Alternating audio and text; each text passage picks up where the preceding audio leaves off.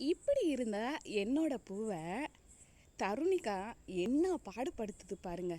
நான் ஸ்கூல்ல இருந்து வந்ததும் போதும் இந்த தலையில இருந்த பூ மேலே தான் தருணிகாவுக்கு கண்ணு. அதை வச்சு பிச்சு பிச்சு பிச்சு விட்டுட்டு இருந்துச்சு.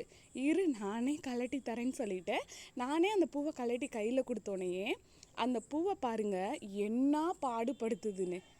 எவ்வளோ அழகாக இருந்துச்சு.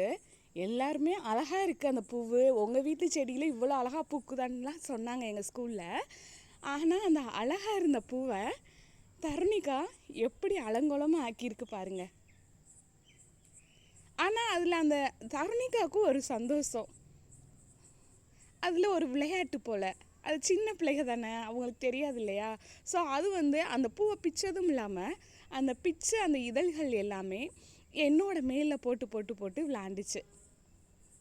என்ன தருணிகா இப்படி பிச்சுட்டீங்க, சரி விளாண்டு முடிச்சது போதும், இந்த பூவெல்லாம் கொண்டு போய் டஸ்ட்பினில் போடு பாப்பா அப்படின்னு சொன்னேன்.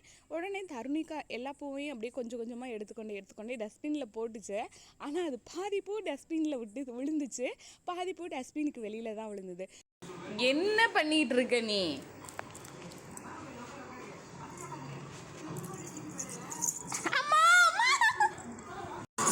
இதெல்லாம் எடுத்துக்கொண்டு நீ தானே பிச்சை டஸ்ட்பினில் போட்டு பாப்பா.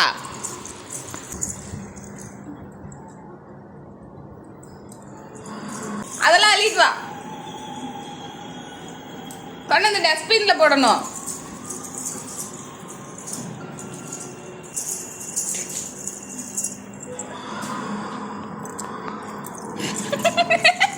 டஸ்ட்பினை கூட கீழே தானே கிடக்குது, டஸ்ட்பினில் போடுப்போம்.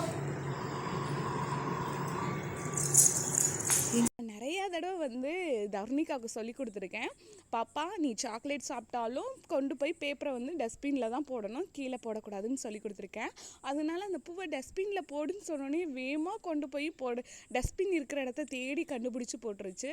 உண்மையிலே நம்ம சின்ன பிள்ளைகிட்ட இப்போ இருந்தே ஒரு நல்ல விஷயங்கள்லாம் சொல்ல தான் அவங்களுக்கு ஒரு தடவை சொல்லும் போது தெரியாது, அடுத்த முறை சொல்லும்போது அவங்க கரெக்டாக அதை புரிஞ்சுக்குவாங்க, நம்ம சொல்கிறதையும் செய்வாங்க.